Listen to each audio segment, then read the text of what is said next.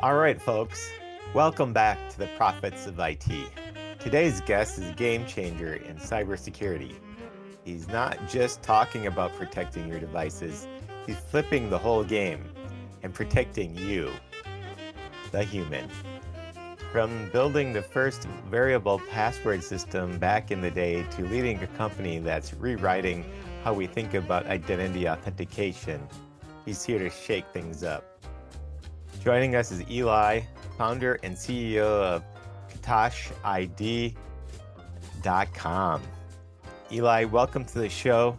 Before we dive in, take a moment to say hi to our listeners and maybe give us a quick peek into what drives you. Yeah, hi Jim.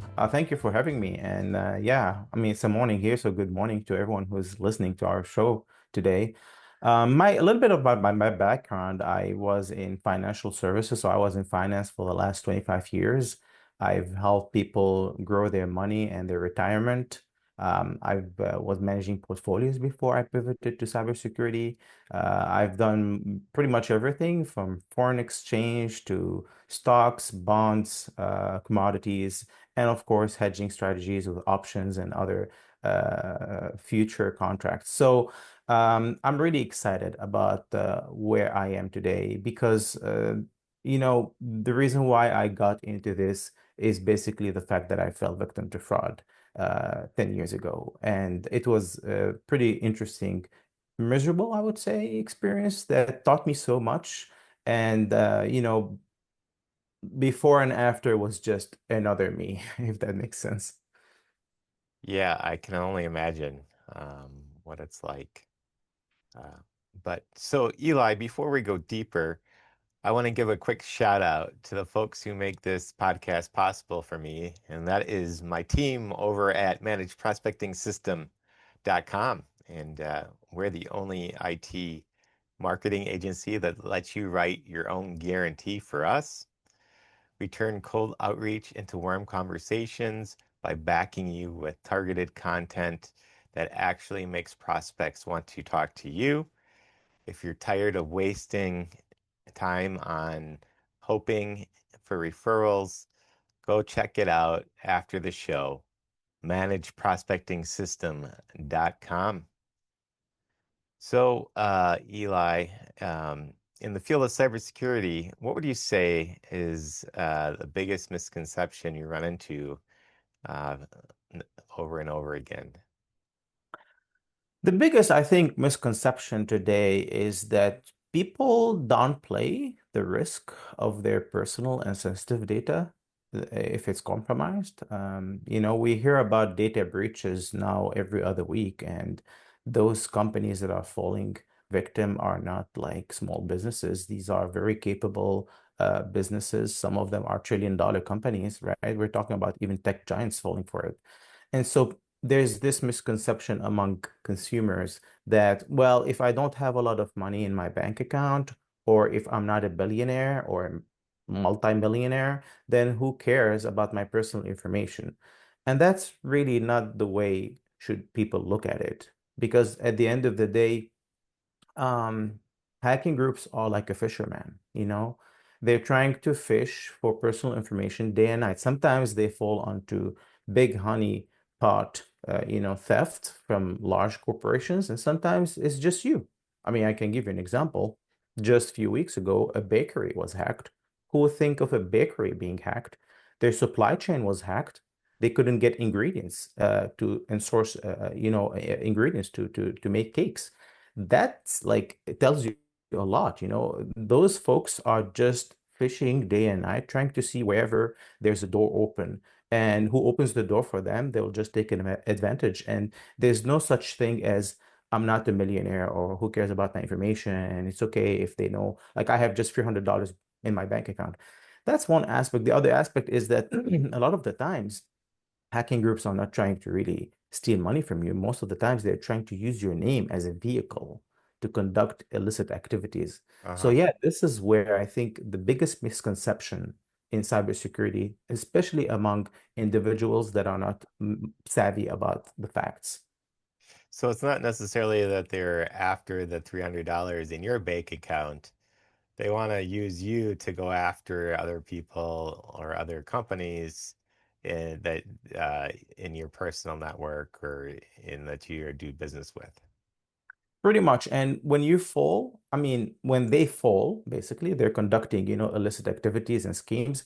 You're gonna pay the price, not them, because they've used your name. Got it. That makes sense. So, Eli, one of the things we like to talk about on here is superpowers, and every innovator has one. What would you say is one thing that drives results that you've done to drive results that others may have not mastered or may not have as a superpower? I think it's not just my superpower. Every successful person, their superpower is grit. You have to have a strong determination. You have to have the grit. You have to be extremely tenacious to navigate, building a business. Building a business is not a walk in the park. There are a lot of things that needs to be done, a lot of work. It's a heavy workload. And unless you have the grit and the determination, and again, I would mention passion. I mean, I'm sure I'm not the first one who mentions that, but if you have that passion, about what you're building, like if you like desserts, if you like cake, you're building a business around, making cakes and selling desserts, it's because you're passionate about that. And trust me, there are a lot of things that you have to face and obstacles, and you will not clear those obstacles unless you have that passion, because that's the driver. And passion really does provide you that determination. And my personal determination, like the way I experienced it, is that, I fell victim to fraud twice, Hmm. and identity verification, identity theft became very personal for me. And at this point, I'm like staging a war. I'm gonna get those who did this to me and help others along the way.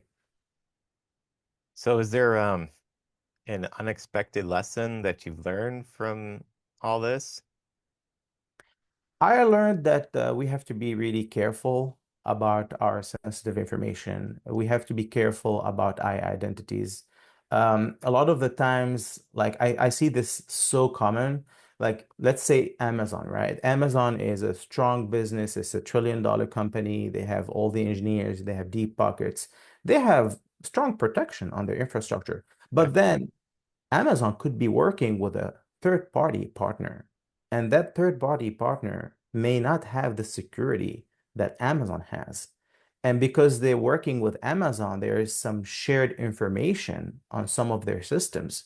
And if that third party is compromised, this is where Amazon can get hit just because they were trusting systems of a third party. And this is like a business example. Let me give you a very simplistic example. Let's say you and your friend, right? You're sharing things on your devices, right? You happen to share sensitive information with that person. You're protected. You have Face ID. You have two-factor authentication. You have everything, right? You don't care because you think you're protected. But the fact that you shared some sensitive information with your friend's device could be actually compromised. He might not have the defenses that you have. He might not have the protection that you have. And if they're compromised, your data now is stolen and is in the wrong hands.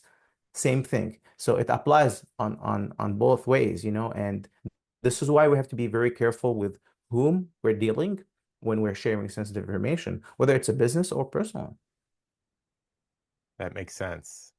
And I think that's ultimately, it sounds like why you've created KATSH ID, It's catch ID. like catch, Yeah, like you're catching an identity. catch ID. I'm sorry for the mispronunciation there. Tell us more about that and what's got Yeah, you so at Catch excited. ID, we try to change the thinking about identity security. If you look at passwords, okay, let's start with passwords. The first digital passwords was used in 1961. Think about that. We're using a 65-year-old technology to protect our identity in the age of AI, which is really ridiculous. And that tells you a lot, by the way. It tells you that if you look at the history of password, we started with passwords that work on any device. Then we started protecting those passwords by authenticating devices to use them, right? So that you can only use it on an authenticated laptop or a mobile phone, right? And then we started adding more friction to the password, like multi-factor authentication, 2FA, one-time codes. And then we started mixing it up with other pins, and it all goes back to the root cause of the problem, credentials. This is what hackers are doing day and night. They're trying to get their hands on as many credentials as possible. That's why they conduct those data breaches. I'm not sure if your listeners know about what happened in Vegas last year. Um, MGM Resorts, which was one of the biggest resorts in Vegas, was shuttered down for 2 months. They lost about $200 million in revenues. All that happened because of a data breach. And the data breach happened because of one identity of an employee. Think about that. Wow. Just it took them one employee to be compromised so that they get a data breach, a ransomware attack, and freeze of business for 2 months. Just think about that. And so this goes back again to the root cause. Credentials are the problem, and KATSH tried to solve this problem by eliminating credentials altogether and changing the way we authenticate ourselves. Today, we use devices. Like when you ask me to authenticate who I am, I'm basically authenticating my iPhone, my Samsung, whatever brand you're using, right? I'm not authenticating the human. And behind the device can be a lot of people. Could be someone I know, could be a hacker that compromised my device, could be, again, someone maybe I know, but I don't trust as much, but they have access to my physical device. So why would I verify the device since I'm not sure that the owner of the device is conducting a transaction or a verification? So we flipped the script, like you just said early on. We decided, okay, we need to verify the human, not the device. We don't care about the device anymore. Let's verify the human using strong biometric systems that can defend people against deepfake attacks, generative AI attacks, all those tactics that are being used today to hack biometric systems. And that was the whole goal of KATSH.ID, is to verify the human, let go of the device, and focusing on providing military grade authentication on any device. And this is really important. If you're not able to provide access to individuals on any device, people will keep using passwords and credentials, and you haven't really resolved the problem. And that was the whole concept. Biometric access, military grade security on any device so that people stop using credentials, and then hackers have nothing to steal anymore. Hmm. So, any final thoughts about this? Well, we're really excited, to be honest, about our concept because we've talked to a lot of businesses, over 65 of them, and a lot of excitements on the business side. We already have also signed contracts with the clients right now. We're testing KATSH.ID, and so we're planning to launch it in the couple of months. So we're really that's an exciting milestone for us. And so I really invite people to check KATSH.ID if they have had identity fraud. If they know someone who had identity fraud, they don't have to be the first to have it as well. They can protect themselves. So check our website, KATSH.ID.com. That's KATSHID.com. Learn more about what we're building. We actually now have an opportunity for people to invest in our company, and we're doing that to gauge the interest from the consumers. We want to know if consumers love our concept. And now we've had so far more than 200 investors jumping on board, Wow. investing in KATSH. So that gave us validation on the business side, gave us validation on the consumer side. And so that's why we're so excited.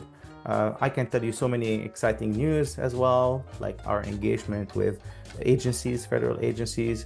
But right now, I can't just disclose too much information about that. That makes sense. So we'll include contact information in the show notes. So if you're interested, yeah, just check the show notes. And well, Eli, this has been fascinating. You've given us a lot to think about when it comes to the future of identity and cybersecurity. And listeners, Just a reminder, if you're an IT business, could use more warm conversations and ideal prospects, go to managedprospectingsystem.com.